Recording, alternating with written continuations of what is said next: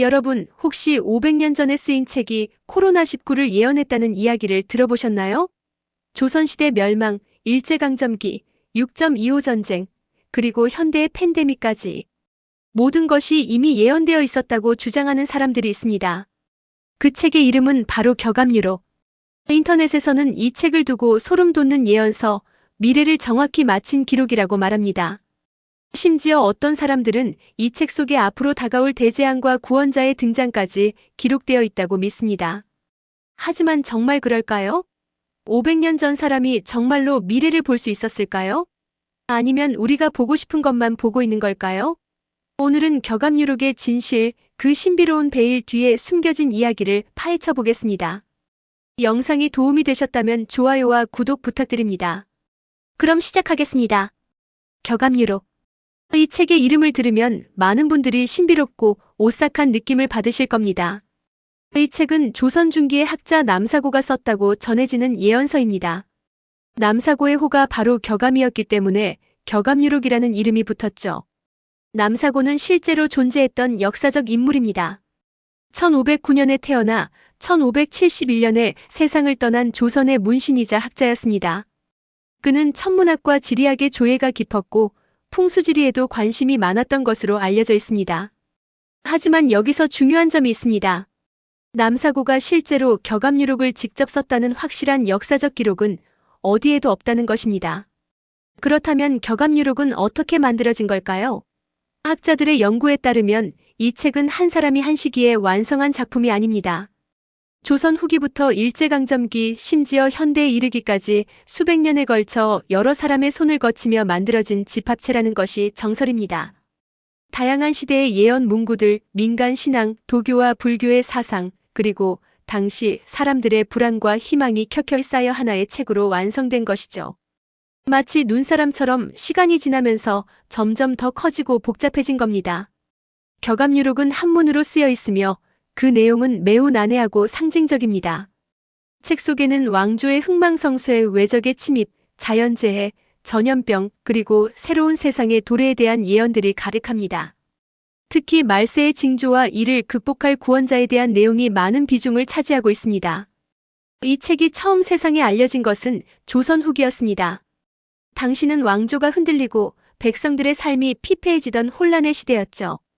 사람들은 불안한 현실 속에서 미래에 대한 답을 찾고 싶어 했고 격압유록은 그런 갈증을 해소해주는 존재가 되었습니다.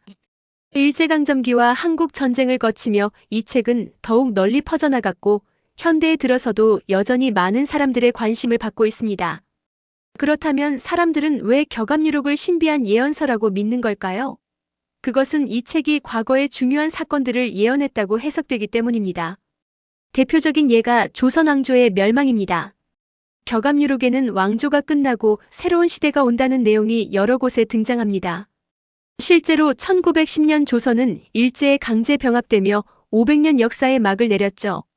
이를 두고 많은 사람들은 격압유록이 조선의 멸망을 정확히 예언했다고 주장합니다. 또한 일제강점기에 대한 예언도 있다고 합니다.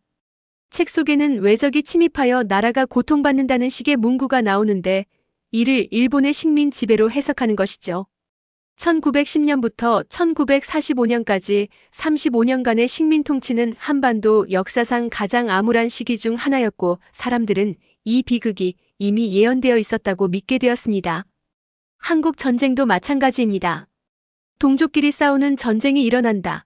산하가 피로 물든다는 식의 표현들이 6.25 전쟁을 가리킨다고 해석됩니다. 1950년부터 1953년까지 이어진 참혹한 전쟁은 수백만 명의 목숨을 앗아갔고 한반도를 폐허로 만들었습니다. 더 놀라운 것은 최근의 사건들까지도 격압유록의 예언으로 해석된다는 점입니다.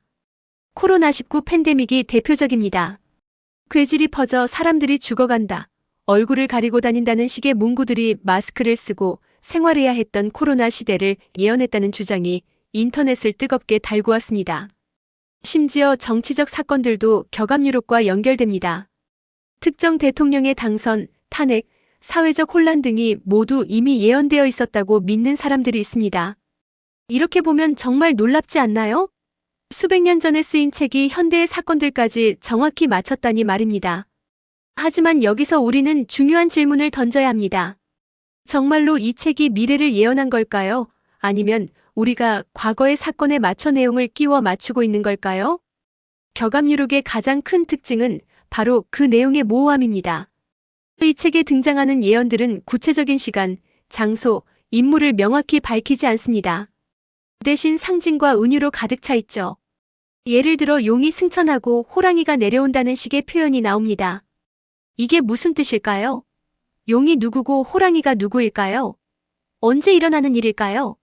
아무도 정확히 알 수 없습니다. 그래서 사람들은 자신이 원하는 대로 혹은 이미 일어난 사건에 맞춰 해석할 수 있게 되는 겁니다. 이런 현상을 심리학에서는 반엄 효과 또는 확증 편향이라고 부릅니다. 반엄 효과란 모호하고 일반적인 진술을 자신에게 특별히 해당되는 것처럼 받아들이는 심리적 경향을 말합니다. 별자리 운세가 누구에게나 해당되는 것처럼 느껴지는 것과 같은 원리죠. 확증 편향은 자신이 믿고 싶은 것을 뒷받침하는 정보만 선택적으로 받아들이는 경향입니다. 격암유록을 믿는 사람들은 책의 내용 중에서 실제 사건과 비슷해 보이는 부분만 골라내고 맞지 않는 부분은 무시하거나 아직 실현되지 않은 것으로 치부합니다. 더 중요한 것은 이 모든 해석이 사건이 일어난 이후에 이루어진다는 점입니다. 조선이 망하기 전에 격암유록을 보고 1910년에 조선이 일제에 병합될 것이라고 정확히 예언한 사람은 아무도 없습니다. 한국 전쟁이 일어나기 전에 1950년 6월 25일에 전쟁이 발발할 것이라고 경고한 사람도 없습니다.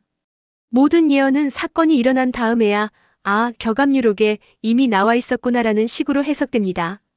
이것은 예언이 아니라 사후 해석일 뿐입니다. 또한 격암유록의 예언 중 상당수는 너무나 일반적인 내용입니다. 전쟁이 일어난다, 재앙이 닥친다, 나라가 혼란스럽다는 식의 내용은 어느 시대에나 적용될 수 있습니다. 인류 역사를 돌아보면 전쟁과 재앙, 혼란이 없던 시대가 거의 없었으니까요. 격암유록이 정말로 예언서라면 구체적인 날짜와 장소, 인물을 명시하고 사건이 일어나기 전에 명확히 경고할 수 있어야 합니다. 하지만 수백 년간 단 한 번도 그런 일은 없었습니다. 그렇다면 격암유록에서 아직 실현되지 않았다고 여겨지는 예언들은 무엇일까요? 이것이야말로 이 책의 본질을 보여주는 핵심입니다. 가장 유명한 것은 정도령의 등장입니다. 정도령은 혼란한 세상을 구원할 진인, 즉 구세주 같은 존재로 묘사됩니다. 격암유록에 따르면 정도령이 나타나 세상의 모든 혼란을 끝내고 새로운 이상 세계를 열 것이라고 합니다. 그런데 문제가 있습니다. 격암유록이 알려진 지 수백 년이 지났지만 아직까지 정도령은 나타나지 않았습니다. 아니, 정확히 말하면 역사 속에서 수십 명의 사람들이 스스로를 정도령이라고 주장했지만 그 누구도 세상을 구원하지 못했습니다. 조선 후기에도 일제강점기에도 한국 전쟁 때도 그리고 지금도 끊임없이 누군가는 내가 정도령이다 또는 저 사람이 정도령이다라고 주장합니다. 하지만 세상은 여전히 완벽하지 않고 전쟁과 재앙은 계속 일어나고 있습니다. 격암유록은 또한 완전한 이상 사회의 도래를 예언합니다. 전쟁과 질병, 빈곤과 고통이 사라진 유토피아 같은 세상이 온다는 것이죠. 하지만 인류 역사를 보면 그런 세상은 한 번도 실현된 적이 없습니다. 한반도가 세계의 중심이 되어 모든 나라가 우러러본다는 예언도 있습니다. 물론 대한민국은 놀라운 경제 발전을 이루었고 문화적으로도 세계에 큰 영향을 미치고 있습니다. K-파프, K-드라마, 한국 영화는 전 세계적으로 사랑받고 있죠. 하지만 이것이 격암유록이 말하는 세계의 중심일까요? 여전히 세계는 다극화되어 있고 수많은 나라들이 각자의 방식으로 영향력을 행사하고 있습니다. 한반도가 모든 나라의 중심이 되어 세계를 지배한다는 식의 극단적인 예언은 실현되지 않았습니다. 이처럼 격암유록의 핵심적인 예언들, 즉 구원자의 등장과 완벽한 세상의 도래는 수백 년 동안 단 한 번도 명확하게 실현되지 않았습니다. 그런데도 사람들은 여전히 곧 실현될 것이라고 믿습니다. 왜 그럴까요? 그것은 예언이 정확해서가 아니라 사람들이 그런 미래를 간절히 원하기 때문입니다. 불안하고 혼란스러운 현실 속에서 언젠가 구원자가 와서 모든 것을 해결해 줄 것이라는 희망을 버리고 싶지 않은 것이죠. 그렇다면 격암유록은 완전히 무의미한 책일까요? 그렇지 않습니다. 다만 우리가 이 책을 바라보는 관점을 바꿔야 합니다. 격암유록은 미래를 예언한 책이 아닙니다. 대신 이 책은 혼란의 시대를 살았던 사람들의 두려움과 희망을 담은 역사적 기록입니다. 조선 후기부터 근대에 이르기까지 우리 조상들이 얼마나 불안했고 얼마나 더 나은 세상을 갈망했는지를 보여주는 거울 같은 존재죠. 왕조가 흔들리고 외세의 침입이 두려웠던 시대, 전쟁과 기근, 전염병이 끊이지 않았던 시대, 그 시대를 살았던 사람들은 격암유록을 통해 자신들의 고통이 언젠가는 끝날 것이라는 위안을 얻었습니다. 지금은 힘들지만 곧 구원자가 나타나 새로운 세상을 열어줄 것이라는 믿음으로 버텼던 것입니다. 이런 점에서 격암유록은 종교나 신화와 비슷한 역할을 했습니다. 사람들에게 희망을 주고 고통을 견딜 힘을 주는 이야기였던 것이죠. 그것이 과학적으로 증명된 사실인지 실제로 미래를 볼 수 있는 예언인지는 중요하지 않았습니다. 오늘날에도 격암유록이 계속 회자되는 이유는 같습니다. 현대 사회 역시 많은 불안과 혼란으로 가득 차 있습니다. 경제적 불평등, 기후위기, 전쟁의 위협, 팬데믹. 우리는 여전히 미래에 대한 두려움을 안고 살아갑니다. 그리고 그런 불안 속에서 사람들은 누군가 이 모든 것을 해결해 줄 것이라는 위안을 찾고 싶어 합니다. 격암유록은 그런 심리에 완벽히 들어맞는 이야기를 제공합니다. 하지만 우리는 알아야 합니다. 진짜 미래는 예언서에 쓰여 있지 않다는 것을. 미래는 우리가 만들어가는 것입니다. 구원자를 기다리는 것이 아니라 우리 스스로 문제를 해결하고 더 나은 세상을 만들어가야 합니다. 격암유록은 예언서가 아니라 역사의 기록입니다. 우리 조상들의 아픔과 희망이 담긴 문화유산이죠. 이 책을 통해 우리는 과거 사람들이 어떻게 고통을 견뎠는지, 무엇을 바랐는지 이해할 수 있습니다. 그리고 동시에 우리 자신을 돌아볼 수 있습니다. 우리는 지금 무엇을 두려워하고 무엇을 바라고 있는지. 우리가 격암유록에서 보는 것은 미래가 아니라 바로 우리 자신의 모습입니다. 격암유록은 예언서라기보다 거울입니다. 시대의 불안과 희망을 비추는 거울. 그리고 그 거울 속에서 우리는 오늘의 현실을 다시 생각해 볼 수 있습니다. 오늘은 격암유록의 진실에 대해 이야기해 봤습니다. 이 책이 신비한 예언서가 아니라 우리 역사 속 사람들의 목소리를 담은 기록이라는 것을 이해하셨기를 바랍니다. 중요한 것은 예언을 믿는 것이 아니라 우리 스스로 더 나은 미래를 만들어가는 것입니다. 여러분은 어떻게 생각하시나요? 댓글로 의견을 나눠주세요.